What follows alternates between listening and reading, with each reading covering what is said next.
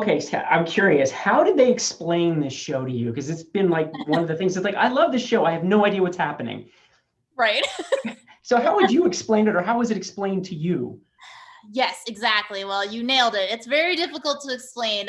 There are so many elements, but initially, my first in-person meeting for the show was in a very secretive conference room where I signed a lot of things before I went in. Once I was in there, the walls were just covered in references, covered in sitcom references and comic books and, all of these things. And I was just like, how are you going to do this? This is insanity. This concept I've never heard of this before. Of course, they pulled it off incredibly well. But it is hard to explain. I will say the testament to this show is my mom loves it. She's never seen an Avengers movie in her life. She has no Oh, idea who wow. anybody is.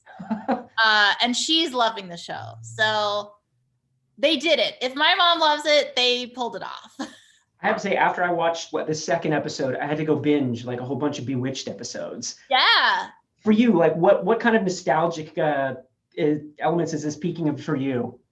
Well, I love sitcoms. I love classic sitcoms. I was really excited about seeing the first episode where they kind of did the I Love Lucy Yep.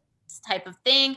And knowing what they did for that, I saw the sets. I went and I toured all the sets. They showed me everything, and Oh, wow. just the detail that they put in, the colors. You don't even see the colors, but the colors were all planned for black and white. All of the plates flying and all that was practical. They did everything how they would have done it accurately back in the day, and there was a live audience for that first episode too. Really? Yes, they Oh my did God. everything. I mean, so what you're seeing is like, wow, like a time machine. Wow. Yeah. Now, as a sitcom vet yourself, what would you say? I mean, how do you think Paul and Elizabeth, typically not sitcom people, how they did, especially with that time period or time Amazing. periods? Well, amazing. And it's also, of course, we're dealing with like superb actors, of course, but it's also a different kind of acting. So it's very strange. And I've been in a sitcom, and it is a weird adjustment to even now. I'm such a loud person now. This is not how my voice used to be, but my pipes are just so developed from years of screaming into the back row. You project, you stand differently. Your choreography is all laid out. You have to move with the cameras, and they were brilliant. I mean, like, something fun for me as a fan of Paul Bettany. Yeah. He's such a funny person. He's such a genius comedic actor. So people, I think they know, but seeing him as Vision doing comedy is so much fun. It's such a fun thing to watch. So just to jump back for a second, I just read something also about your Thor audition. Yeah. That they didn't really explain a whole heck of a lot to you when you went into that. Can you tell me a little bit about that experience? Yes. Well, when you get these auditions, typically you don't know what you're auditioning for. They don't tell you anything. Of course, they don't want any spoilers or leaks getting out or whatever. So all I knew was that it was a superhero movie. That's all I knew about it. I didn't know who I was. I didn't know if I was a superhero. I didn't know if I was a villain. I didn't know anything. So I didn't know what to wear. My scripts were fake. My name was fake. Everyone's name was different. So it was just anyone's guess what it was. So pure luck, absolute sheer luck that I ended up in that movie. Well, now 2 movies down. Now Darcy's back in WandaVision. Tell me a little bit about bringing her to this show and what that experience has been like so far. So gratifying, so much fun. It's so rare as an actor to like have this many years between playing a role and have it pay off.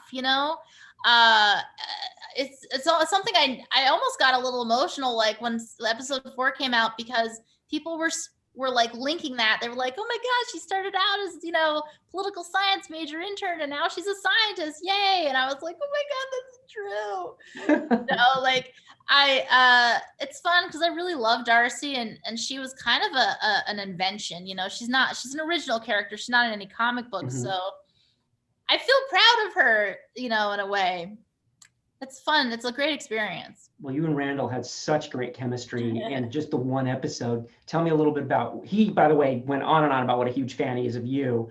Tell me a little bit, I know. Tell me a little bit about working with him, what the dynamic is like. Oh, well, he's a lovely person, I'm sure, as you know, but Yeah. he's a wonderful guy and just a professional and a joy to work with. And it's really fun. Like, as a fan, you don't think that you're gonna like end up acting with certain people, but so Darcy and Jimmy Woo, it's the least you wouldn't expect that pairing, right? So it's even more fun to do. And I think while we were sitting there doing the scenes, I was like, oh, I bet people will like this. I bet people are gonna like this, right? Like, I bet they'll like it. But you never know. Right. But it was so much fun to do, and I was very aware that fans of him from Ant-Man and the Wasp and maybe fans of Darcy would be like, oh my God, this is the best. So I'm really glad that people are enjoying it. It's a superhero thing. We love a team up. Right. That's genre, right?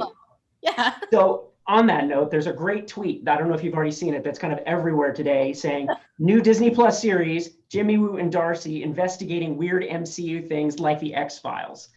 Oh boy. Well, what do you think? I'm in. I'm in. If it happens, I'll be there. There's plenty of material, that's for sure. That's true. So without spoiling anything, give us a little tease as to what we can expect in this week's episode. A lot happened last week. Where do we go from here?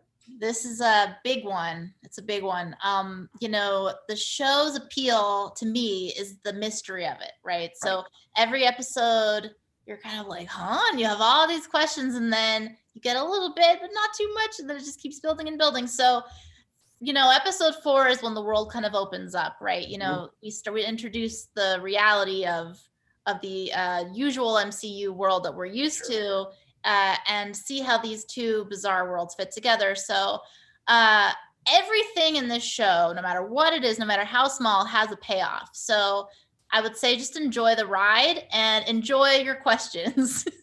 That's the best way to put it. When I've been talking to people in the office about it, they're like, but I don't get it. I'm like, it's mystery. Just go with it. Just keep watching it. That's part of the fun. Absolutely. Question: if you could choose the next sitcom that they were going to put into the show, what would it be? Well, I've said, when people have asked like what my favorite sitcom is, I always have the same answer, and it's Boy Meets World. Okay. Fair. I don't know how they would make that work, but I am a fan of those 90s sitcoms because that was when, that was kind of my zone. Very nice.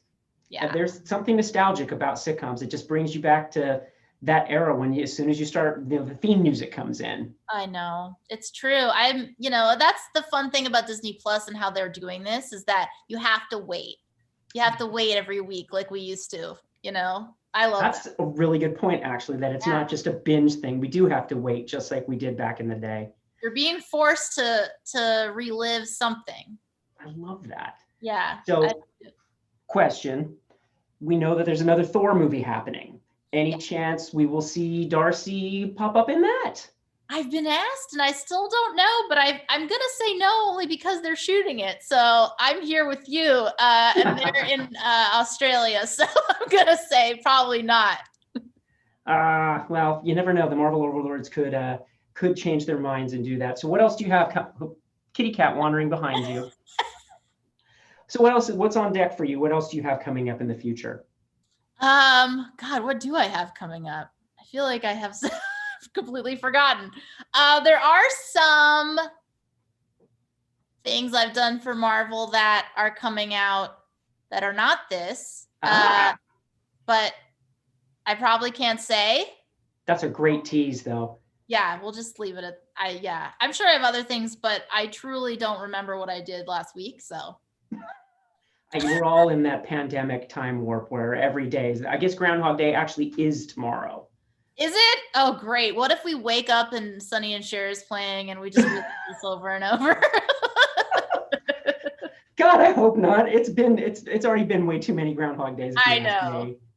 You are a pleasure. Thank you so much. I'm loving the show, and I cannot wait to see what happens on Friday. Awesome. Well, thank you so much. Absolutely. Thank you. Take care. You too. Thank you for watching. If you want more extra, hit the subscribe button and the bell so you'll never miss a video.